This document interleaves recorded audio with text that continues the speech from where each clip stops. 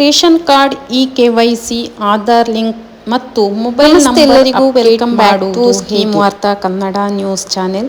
ನಾನು ಹಿಂದಿನ ವಿಡಿಯೋದಲ್ಲಿ ರೇಷನ್ ಕಾರ್ಡ್ KYC ಸ್ಥಿತಿ ಅಂದರೆ ಸ್ಟೇಟಸ್ ಅನ್ನು ಆನ್ಲೈನಲ್ಲಿ ಹೇಗೆ ಚೆಕ್ ಮಾಡೋದು ಅಂತ ತಿಳಿಸಿದ್ದೇನು. ಈ ವಿಡಿಯೋದಲ್ಲಿ ರೇಷನ್ ಕಾರ್ಡಿಗೆ ಮೊಬೈಲ್ ನಂಬರ್ ಅಪ್ಡೇಟ್ ಮಾಡುವುದು ಮತ್ತು ಆಧಾರ್ KYC ಪ್ರಕ್ರಿಯೆಯನ್ನು ಹೇಗೆ ಕಂಪ್ಲೀಟ್ ಆಗಿ ಮಾಡೋದು ಅಂತ ಹೇಳಿ ಸ್ಟೆಪ್ ಬೈ ಸ್ಟೆಪ್ ತಿಳಿತಾ ಹೋಗುವ. ಮೊದಲನೇದಾಗಿ ನೀವು ಸ್ಟೋರಿಗೆ ಹೋಗಿ ಮೇರಾ ರೇಷನ್, ಇಲ್ಲಿ ತೋರಿಸ್ತಾ ಇದ್ನಲ್ಲ ಮೇರಾ ರೇಷನ್ ಅಂತ ಹೇಳಿ ಒಂದು ಆ್ಯಪನ್ನು ಡೌನ್ಲೋಡ್ ಮಾಡ್ಕೊಳ್ಳಿ. ಅದರಲ್ಲಿ ಲಾಗಿನ್ ಮತ್ತು MPIN ಮೊದಲನೇದಾಗಿ ನಾವು ಕ್ರಿಯೇಟ್ ಮಾಡಬೇಕು. ನೀವು ಮೇರಾ ರೇಷನ್ MERARATION ಇಲ್ಲಿ ಸೈಡಲ್ಲಿ ತೋರಿಸ್ತಾ ಇದ್ದೇನೆ, ಆ ಆ್ಯಪನ್ನು ನೀವು ಡೌನ್ಲೋಡ್ ಮಾಡ್ಕೊಳ್ಳಿ. ಓಪನ್ ಮಾಡಿದ ನಂತರ ಬೆನಿಫಿಷರಿ ಯೂಸರನ್ನು ಆಯ್ಕೆ ಮಾಡಿ ನಿಮ್ಮ ಆಧಾರ್ ಸಂಖ್ಯೆ ಮತ್ತು ಕ್ಯಾಪ್ಚಾವನ್ನು ನಮೂದಿಸಿ ಮತ್ತು ಲಾಗಿನ್ ವಿತ್ OTP ಬಟನನ್ನು ಪ್ರೆಸ್ ಮಾಡಿ. ಈಗ ನಿಮ್ಮ ಮೊಬೈಲ್ ನಂಬರಿಗೆ ಲಿಂಕ್ ಆಗಿರುವಂಥ ಮೊಬೈಲ್ ನಂಬರಿಗೆ OTP ಬರುತ್ತೆ. ಆ OTPಯನ್ನು ನೀವು ವೆರಿಫೈ ಮಾಡಿಕೊಳ್ಳಿ. ನೀವು ಅದು ಸರ್ವರ್ ತುಂಬ ಸ್ಲೋ ಇದ್ದ ಕಾರಣ ಇದು ಮಾಡಲಿಕ್ಕೆ ಸ್ವಲ್ಪ ಕಷ್ಟ ಆಗ್ತಾ ಉಂಟು. ಯಾಕೆಂತ ಹೇಳಿದರೆ ಎಲ್ಲ ಕಡೆ ಎಲ್ಲರೂ ಕೂಡ ಯೂಸ್ ಮಾಡ್ತಾ ಇದ್ದಾರೆ ಈ ಆ್ಯಪನ್ನು, ಅದಕ್ಕಾಗಿ. ಇನ್ನು ನಿಮ್ಮ ಆಧಾರ್ ಲಿಂಕ್ ಆಗಿರೋ ಮೊಬೈಲ್ ಸಂಖ್ಯೆಗೆ ಬರುವ OTPಯನ್ನು ನೀವು ವೆರಿಫೈ ಮಾಡಬೇಕು. ಇನ್ನು ನೆಕ್ಸ್ಟ್ ನಿಮಗೆ MPIN ಕ್ರಿಯೇಟ್ ಮಾಡಲಿಕ್ಕೆ ಕೇಳ್ತದೆ. ಕ್ರಿಯೇಟ್ ನ್ಯೂ ಮೇಲೆ ಕ್ಲಿಕ್ ಮಾಡಿ 4 ಸಂಖ್ಯೆಯನ್ನು ನೀವು ಪಿನ್ ನಮೂದಿಸಿ ಮತ್ತು ರೀಕನ್ಫರ್ಮ್ MPIN ನಿಮಗೆ ಯಾವ ನಂಬರ್ ಬೇಕು ಅದನ್ನು ಮಾಡಿ ಮತ್ತು ಅದು ಸಕ್ಸಸ್ಫುಲ್ ಆಗ್ತದೆ. ಇನ್ನು ರೇಷನ್ ಕಾರ್ಡ್ ವಿವರ ಎಲ್ಲ ಕೂಡ ನಿಮ್ಮ ಪರದೆ ಮೇಲೆ ಬರ್ತದೆ, ಅಂದರೆ ನಿಮ್ಮ ಮೊಬೈಲ್ ಸ್ಕ್ರೀನ್ ಮೇಲೆ ಬರ್ತಾ ಇರ್ತದೆ. ಅಂದರೆ ರೇಷನ್ ಕಾರ್ಡಿನ ವಿವರಗಳು ಎಲ್ಲವೂ ಕೂಡ ಓಪನ್ ಆಗುತ್ತೆ. ಅದರಲ್ಲಿ ಕುಟುಂಬದ ಯಜಮಾನನ ಹೆಸರು, ರೇಷನ್ ಕಾರ್ಡ್ ಸಂಖ್ಯೆ, ವಿಳಾಸ ಇತ್ಯಾದಿ ಎಲ್ಲವೂ ಕೂಡ ತೋರಿಸುತ್ತೆ. ಇಲ್ಲಿ ಎಲ್ಲ ಸದಸ್ಯರ ಮೊಬೈಲ್ ನಂಬರ್ ಮತ್ತು KYC ಪೆಂಡಿಂಗ್ ಇದೆ ಅಂತ ಹೇಳಿಯೂ ಕೂಡ ತೋರಿಸುತ್ತೆ.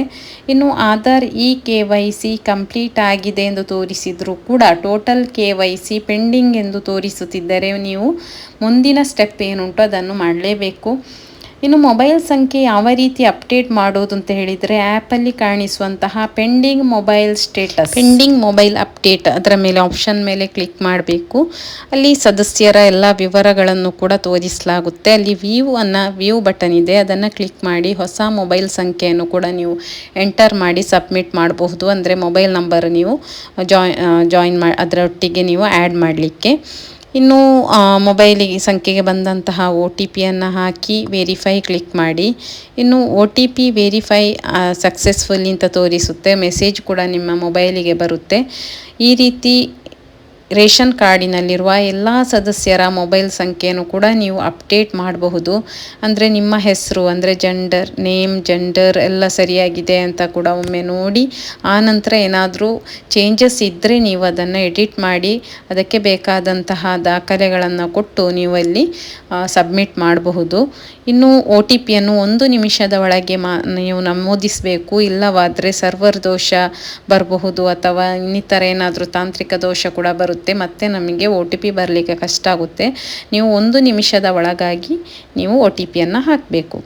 ಇನ್ನು ಆಧಾರ್ ಕಾರ್ಡ್ ಲಿಂಕ್ ಮತ್ತು KYC ಕೂಡ ನೀವು ಆನ್ಲೈನಲ್ಲೇ ಮಾಡಬಹುದು. ಅದಕ್ಕೆ ಕೂಡ ನಿಮ್ಮ ಬ್ರೌಸರ್ನಲ್ಲಿ ಆಹಾರ ಕರ್ನಾಟಕ ವೆಬ್ಸೈಟಿಗೆ ಹೋಗಿ, ಅದು ನೀವು ಬ್ರೌಸರಿಗೆ ಹೋಗಿ ಅಲ್ಲಿ ಟೈಪ್ ಮಾಡಿದರೆ ಆಯಿತು. ಅಂದರೆ ನೀವು ಗೂಗಲ್ ಅಥವಾ ಕ್ರೋಮ್ ಯಾವ್ದು ಯೂಸ್ ಮಾಡ್ತೀರಾ ಅಲ್ಲಿ ಹೋಗಿ ಟೈಪ್ ಮಾಡಿದರೆ ಆಯಿತು. ಆಗ ವೆಬ್ಸೈಟ್ ಓಪನ್ ಆಗುತ್ತೆ. ಅಲ್ಲಿ ಸ್ಟೇಟಸ್ ವಿಭಾಗಕ್ಕೆ ಹೋದರೆ ಅಲ್ಲಿ UID ಲಿಂಕ್ ಅಂತ ಹೇಳಿ ಒಂದು ಆಪ್ಷನ್ ಕಾಣ್ತದೆ. ಅದರ ಮೇಲೆ ಕ್ಲಿಕ್ ಮಾಡಿ ಅಲ್ಲಿ ನಿಮ್ಮ ಆಧಾರ್ ಸಂಖ್ಯೆಯನ್ನು ಎಂಟರ್ ಮಾಡಿ ಆಧಾರ್ ಸಂಖ್ಯೆಗೆ ಬಂದಂತಹ OTPಯನ್ನು ಕೂಡ ಹಾಕಿ ನಂತರ ನಿಮ್ಮ ರೇಷನ್ ಕಾರ್ಡ್ ಸಂಖ್ಯೆಯನ್ನು ಎಂಟರ್ ಮಾಡಿದರೆ ನಿಮ್ಮ ಆಧಾರ್ ಕಾರ್ಡ್ ರೇಷನ್ ಕಾರ್ಡಿಗೆ ಸಕ್ಸಸ್ಫುಲಿಯಾಗಿ ಲಿಂಕ್ ಆಗುತ್ತೆ. ಈ ರೀತಿ ನೀವು ಎಲ್ಲ ಸದಸ್ಯರದ್ದು ಕೂಡ ನೀವು ಆಧಾರ್ ಕಾರ್ಡನ್ನು ಲಿಂಕ್ ಮಾಡಬೇಕಾಗುತ್ತೆ. ಇದರಲ್ಲಿ ನೀವು ಆ್ಯಪ್ ಮುಖಾಂತರ ಮಾಡುವುದಾದರೆ ನಿಮಗೆ ನಿಮ್ಮ ರೇಷನ್ ಕಾರ್ಡಲ್ಲಿ ಎಷ್ಟು ಸದಸ್ಯರಿದ್ದಾರೋ ಅದು ಎಲ್ಲರ ಸದಸ್ಯರ ಆಧಾರ್ ನಂಬರನ್ನು ತಗೊಂಡು ಅಲ್ಲಿಗೆ OTP ಬರುತ್ತೆ. ಆ OTPಯನ್ನು ಹಾಕಿ ನೀವು ಸಬ್ಮಿಟ್ ಮಾಡಬೇಕಾಗುತ್ತೆ ಪ್ರತಿಯೊಬ್ಬರದ್ದು ಕೂಡ. ಆವಾಗ ನಿಮ್ಮದು KYC ಏನು ಕಂಪ್ಲೀಟ್ ಆಗುತ್ತೆ. ನಿಮ್ಮ ಅಂದರೆ ನೀವು 10 ಜನ ಇದ್ದರೂ ಒಂದು ರೇಷನ್ ಕಾರ್ಡಲ್ಲಿ 10 ಜನರದ್ದು ಕೂಡ ಹಾಕಬೇಕು. ಈಗ ತುಂಬ ಸರ್ವರ್ ಪ್ರಾಬ್ಲಮ್ ಇದೆ ಎಲ್ಲ ಕಡೆ ಕೂಡ. ಕರ್ನಾಟಕದಲ್ಲಿ KYC ಬಂದ ನಂತರ ಎಲ್ಲ ಕಡೆ ಕೂಡ ಸರ್ವರಲ್ಲಿ ಒಂದು ಕಡೆ ಪಡಿತರ ಚೀಟಿಯಲ್ಲಿ ಕೂಡ ಸರ್ವರ್ ಹೋಗಬೇಕಾಗುತ್ತೆ, ಅಲ್ಲಿ ಕೂಡ ತಂಬು ನೀಡಿ ನೀವು ಅಕ್ಕಿಯನ್ನು ಪಡ್ಕೊಳ್ಳೋದು ಅಲ್ಲಿ ಕೂಡ ತುಂಬ ಬ್ಯುಸಿಯಾಗಿರುತ್ತೆ. ಅದೇ ರೀತಿಯಲ್ಲಿ ನೀವು KYC ಮಾಡುವಾಗಲೂ ಕೂಡ ಎಲ್ಲರೂ ಕೂಡ ಈಗ ಪಡಿತರ ಚೀಟಿಯಲ್ಲಿ ನೀವು ಅಕ್ಕಿಯನ್ನು ಪಡ್ಕೊಳ್ತೀರೋ ಅಲ್ಲಿ ಮಾಡಬೇಕು ಅಂತ ಕೂಡ ಸರ್ಕಾರದಿಂದ ಬಂದಿತ್ತು. ಆದರೆ ಕೆಲವೊಂದು ಕಡೆ ಅದನ್ನು ಮಾಡುವುದಿಲ್ಲ ಅಂತ ಕೂಡ ಹೇಳ್ತಾ ಇದ್ದಾರೆ. ಅಂದರೆ ನಮಗೆ ಇಲ್ಲಿ ಸರ್ವರ್ ಪ್ರಾಬ್ಲಮ್ ಇದೆ, ನೀವು ಕರ್ನಾಟಕ ಒನ್ನಿಗೆ ಹೋಗಿ ಅಂತೇಳಿ. ಅದರ ಬಗ್ಗೆ ಮುಂದಿನ ಯೋಜನೆ, ಮುಂದಿನ ಯಾವುದು ಆದೇಶ ಸರ್ಕಾರದಿಂದ ಬರುತ್ತೆ ಆ ನಂತರ ನಾನು ತಿಳಿಸ್ತೇನೆ.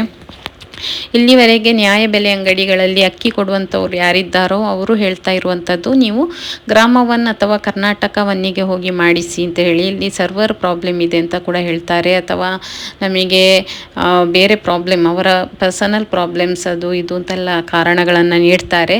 ಅದಕ್ಕೆ ಸರ್ಕಾರದಿಂದ ಯಾವ ಆದೇಶ ಬರುತ್ತೆ, ಯಾವ ರೀತಿ ಮಾಡೋದು ಕೂಡ ಇನ್ನೂ ಕೂಡ ಕಾದು ನೋಡಬೇಕಾಗುತ್ತೆ. ಯಾಕೆಂತ ಹೇಳಿದರೆ ಮೊನ್ನೆ ತಾಂತ್ರಿಕ ದೋಷ ಇದ್ದರೂ ಕೂಡ ಸರ್ಕಾರದಿಂದ ಬಂದಿತ್ತು ರೇಷನ್ ಕಾರ್ಡ್ KYC ಮಾಡಿಸಲೇಬೇಕು ಅಂತ ಹೇಳಿ.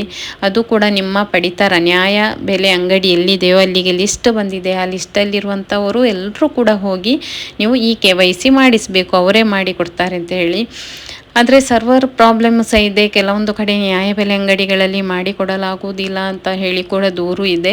ಸೊ ನಿಮ್ಮ ಜಿಲ್ಲೆಯಲ್ಲಿ ಈ ರೀತಿ ಏನಾದರೂ ಆಗಿದೆಯಾ ಅಂತ ನೀವು ಕಮೆಂಟ್ ಬಾಕ್ಸಲ್ಲಿ ತಿಳಿಸಿ. ನ್ಯಾಯಬೆಲೆ ಅಂಗಡಿಯವರು ಯಾರಾದರೂ ಮಾಡಿಕೊಡಲಿಕ್ಕೆ ಆಗೋದಿಲ್ಲ, ನೀವು ಗ್ರಾಮ ಒನ್ ಅಥವಾ ಕರ್ನಾಟಕ ಒನ್ನಿಗೆ ಹೋಗಿ ಅಥವಾ ಬೇರೆ ಏನಾದರೂ ಸಮಸ್ಯೆಯನ್ನು ಹೇಳಿದ್ರಾ ಅಂತ ಹೇಳಿ ನಿಮ್ಮ ಜಿಲ್ಲೆಯನ್ನು ಮೆನ್ಷನ್ ಮಾಡಿ ನೀವು ದಯವಿಟ್ಟು ಕಮೆಂಟಲ್ಲಿ ನಿಮ್ಮ ಅನಿಸಿಕೆಯನ್ನು ಕೂಡ ಬರಿಬೇಕು. ಈಗ ಸರ್ಕಾರದಿಂದ ಜಸ್ಟ್ ಒಂದು ನ್ಯೂಸ್ ಬರ್ತಾ ಉಂಟು, ಈಗ ತಾತ್ಕಾಲಿಕವಾಗಿ ಅದನ್ನು ಸ್ಥಗಿತಗೊಳಿಸಿದ್ದೇವೆ, ಸರ್ವರ್ ಪ್ರಾಬ್ಲಮ್ ಇದೆ ಅಂತ ಹೇಳಿ.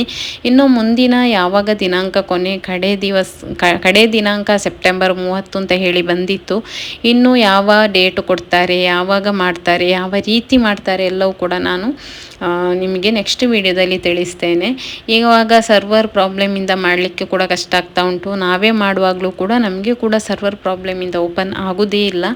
ಸೊ ನೆಕ್ಸ್ಟ್ ಯಾವಾಗ ಮಾಡ್ತಾರೆ, ಹೇಗೆ ಮಾಡಿಸೋದು, ಎಲ್ಲಿ ಮಾಡಿಸೋದು, ನ್ಯಾಯಬೆಲೆ ಅಂಗಡಿಯಲ್ಲೇ ಮಾಡಿಸಬೇಕಾ ಅಥವಾ ಬೇರೆ ಹೊರಗಡೆ ಏನಾದರೂ ಗ್ರಾಮ ಒನ್ ಕರ್ನಾಟಕ ಒನ್ನಲ್ಲಿ ಮಾಡಿಸಬೇಕಾ ಎಂಬುದರ ಬಗ್ಗೆ ಕೂಡ ನಾನು ಕಂಪ್ಲೀಟ್ ಮಾಹಿತಿಯನ್ನು ಕೂಡ ನೆಕ್ಸ್ಟ್ ವಿಡಿಯೋದಲ್ಲಿ ಕೊಡ್ತೇನೆ. ಇನ್ನು ಆನ್ಲೈನ್ ಆ್ಯಪ್ ಮೇರಾ KYCನಲ್ಲಿ ಲೊಕೇಶನ್ ಅಥವಾ ಸರ್ವರ್ ದೋಷಗಳು ಕೂಡ ಬರ್ತಾ ಇದ್ದರೆ ನೀವು ಇನ್ನು ಟೆನ್ಷನ್ ಮಾಡುವಂಥ ಅವಶ್ಯಕತೆ ಇಲ್ಲ. ಆನ್ಲೈನಲ್ಲಿ ಸಂಪೂರ್ಣ KYC ಮಾಡಲು ಸಾಧ್ಯವಾಗದಿದ್ದರೆ ಸೆಪ್ಟೆಂಬರ್ 30ರೊಳಗೆ ನಿಮ್ಮ ಹತ್ತಿರದ ನ್ಯಾಯಬೆಲೆ ಅಂಗಡಿಯಲ್ಲಿ ಕೂಡ ಮಾಡಬಹುದು. KYCಯನ್ನು ನೀವು ಪೂರ್ಣಗೊಳಿಸಬಹುದು. ಇನ್ನು ಈ ವಿಡಿಯೋ ನಿಮಗೆ ಉಪಯುಕ್ತ ಎನಿಸಿದರೆ ಲೈಕ್ ಮಾಡಿ, ನಿಮ್ಮ ಸ್ನೇಹಿತರು ಮತ್ತು ಕುಟುಂಬದವರೊಂದಿಗೆ ಶೇರ್ ಮಾಡಿ, ನಮ್ಮ ಚಾನಲನ್ನು ಸಬ್ಸ್ಕ್ರೈಬ್ ಮಾಡಲಿಕ್ಕೆ ಮರಿಬೇಡಿ. ಧನ್ಯವಾದಗಳು.